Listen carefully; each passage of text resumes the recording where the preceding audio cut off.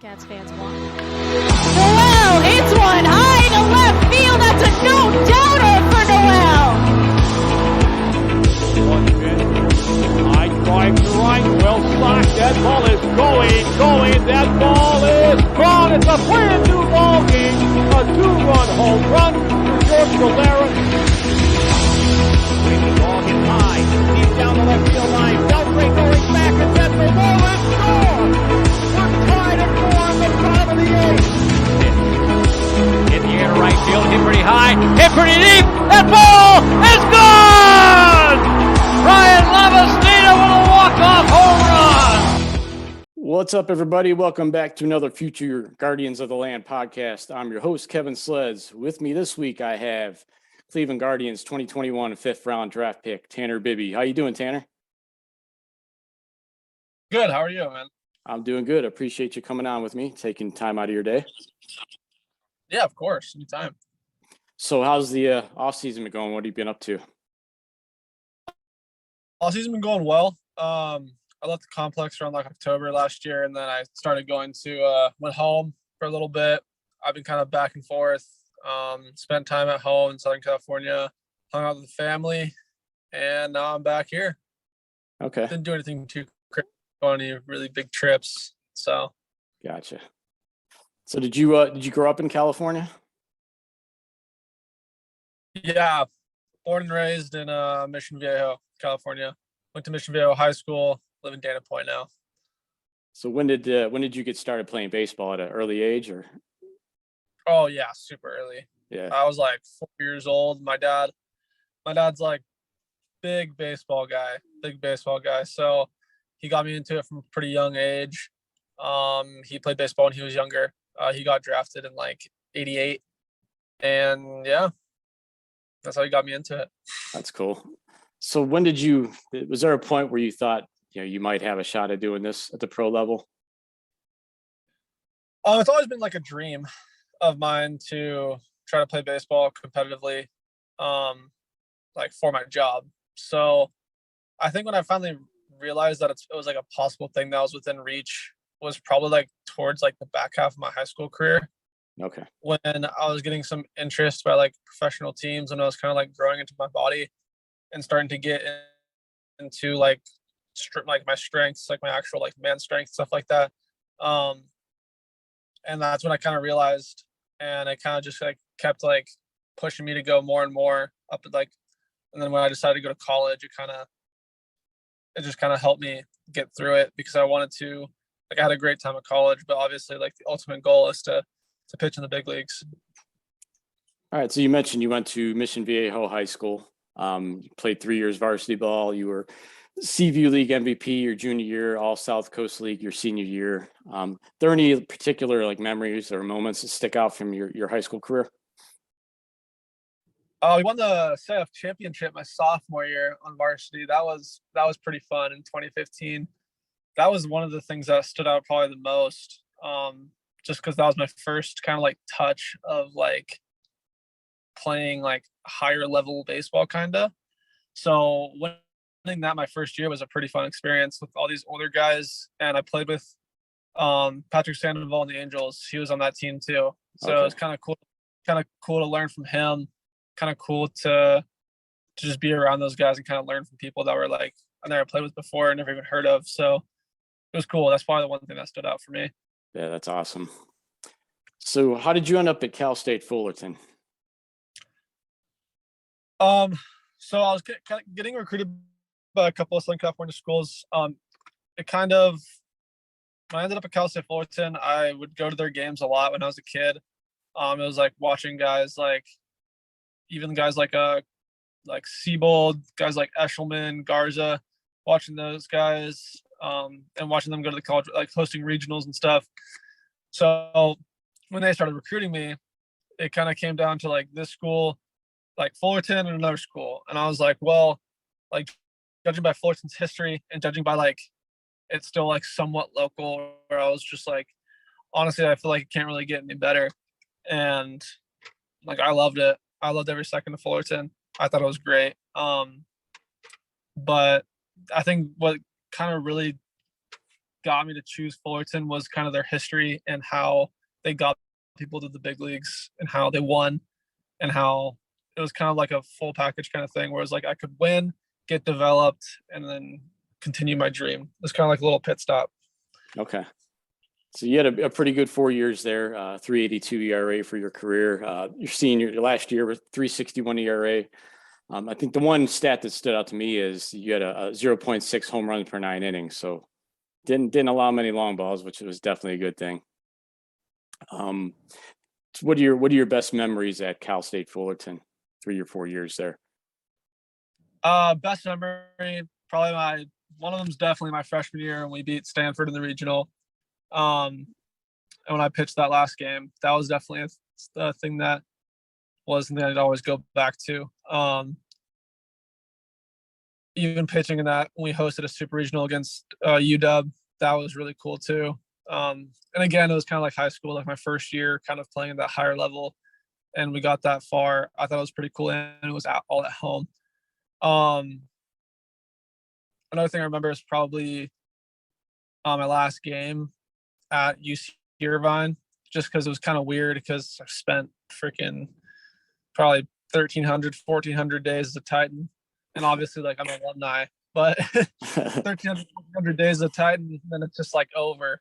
Yeah. And those are probably the two things that kind of come to mind when I think about Cal State Fullerton and all that. It's not really too much of, I'll more remember like the teammates and the coaches and like the times I spent with like my teammates probably. Okay.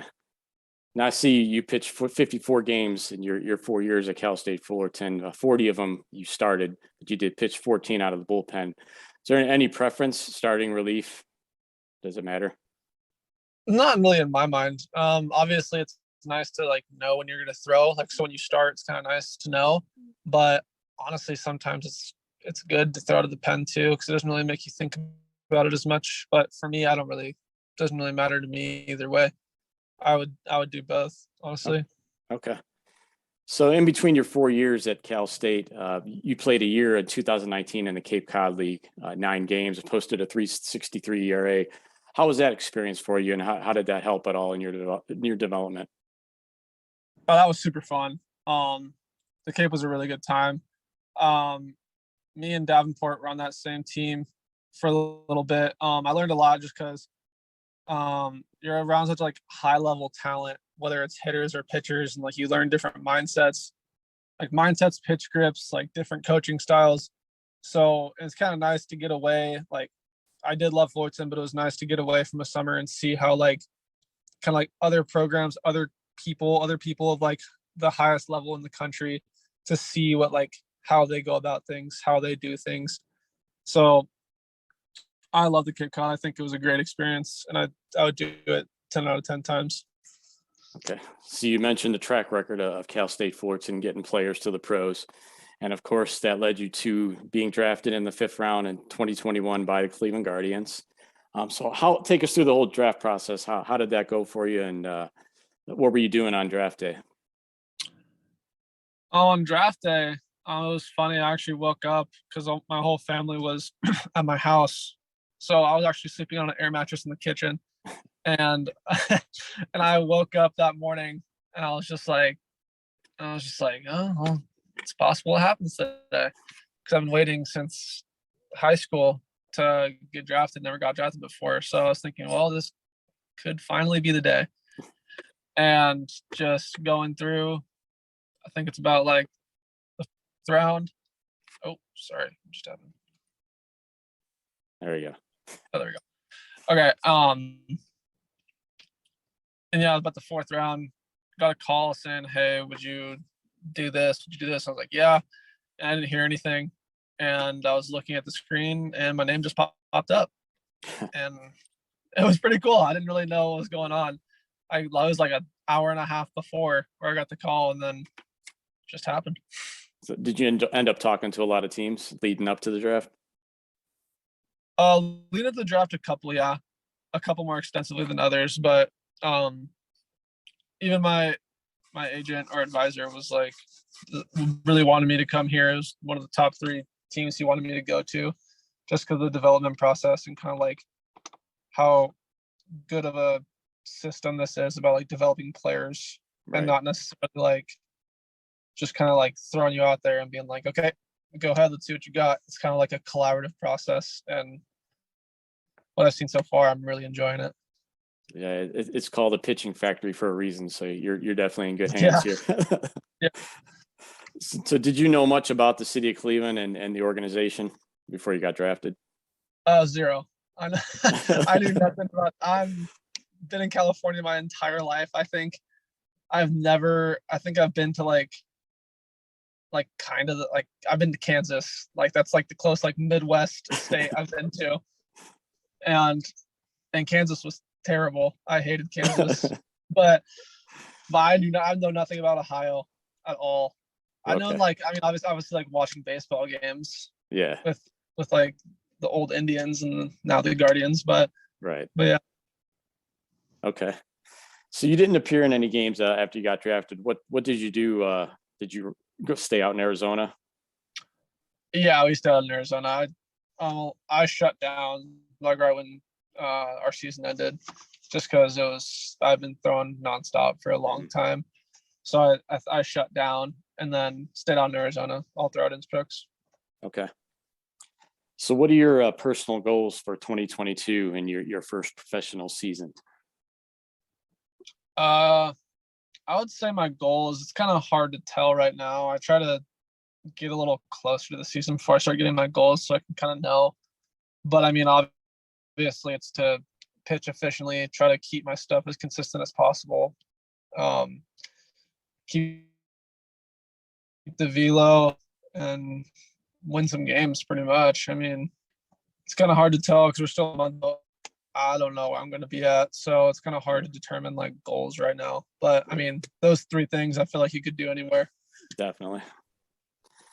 All right. So we'd like to do a little segment called Getting to Know Your Guardian, where I ask 10 non-baseball questions. There's some fun ones in there. So whenever you're ready, I'll throw them at you. Yeah, go ahead. All right. So if you had to play another sport professionally besides baseball, what would it be? Oh, that's a good one. Probably football. I love watching football, and I'd always want to be a wide receiver. Did you play any other sports growing up, or did you just stick to baseball? I played soccer. Soccer is super fun to play, but I feel like I don't think I want to play soccer professionally. Football seems cool. So how about if you couldn't play professional sports, what occupation would you desire?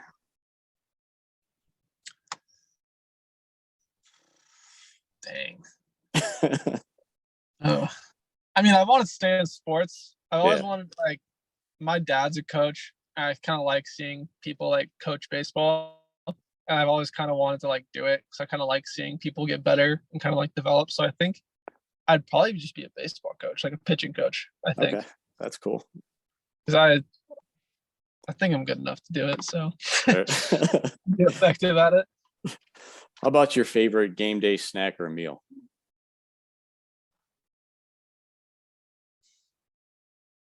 Game day snack or meal? I mean, I feel like at Fullerton, I always ate Chipotle after or before games. Me and a couple of guys like Caden Connor and all these guys would go down there to Chipotle and eat before. How about you might have answered this then, your favorite takeout? Oh, it depends.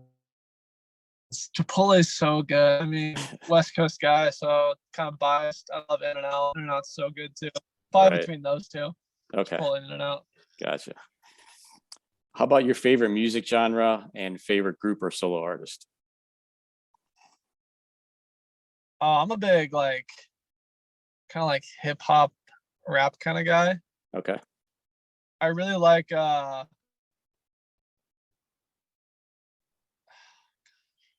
probably say,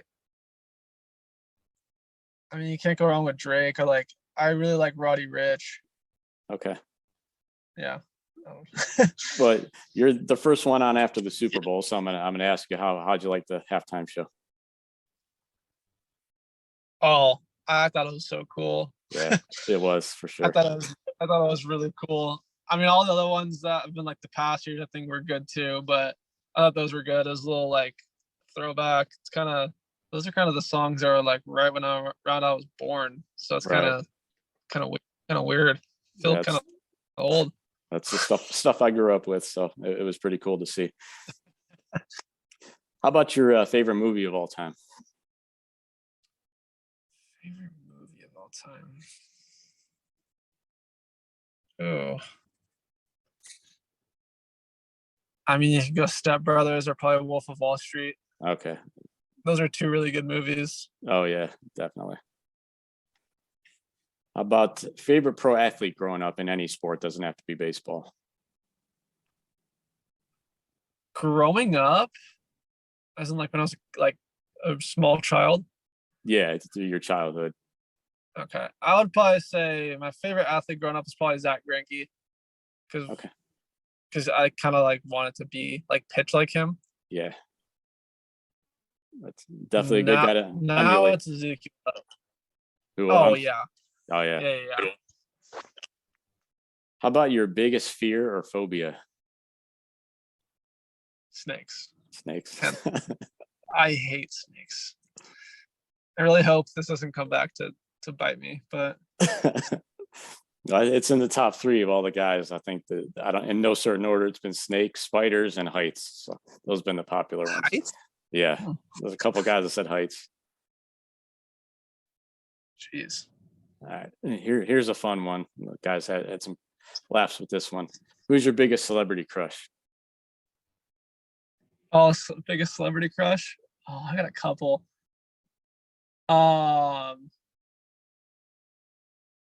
Ooh. I'd probably say either Margot Robbie or Sydney Sweeney. All right. I had a feeling you were going to say Margot Robbie. That's been a pretty popular one. Plus, there's like 4 or 5 guys who said her. So yeah, you can't go wrong though. It's a good choice. Oh no, she's great. Yeah. All right. So what do you want to tell the Cleveland Guardians fans about what to expect from Tanner Bibee in 2022? I mean, you're gonna see a competitor. You're gonna see a bulldog no matter what on the mound every day, whether it's his best stuff or his worst stuff. I love competing. I love winning, and I feel like any fan likes winning when their team wins. Oh yeah, my team wins. So I think that's what you're gonna see. You're gonna see a lot of winning, a lot of competitiveness, and a lot of attitude, pretty much. All right, very cool. Well, I appreciate you taking time out of your busy day to come on with me. Good luck in your first year, and you're welcome if you want to come on again, maybe once the season's over, recap how your first professional season went. Just keep in touch, and we'll definitely get that hooked up. Yeah, sweet. Just let me know. All right, I appreciate it. Like I said, good luck to you, and take care, and hope you have a successful season. Sweet. Thanks, Kev. All right, appreciate it, Tanner. And everybody else, we will talk to you next week. Have a good night.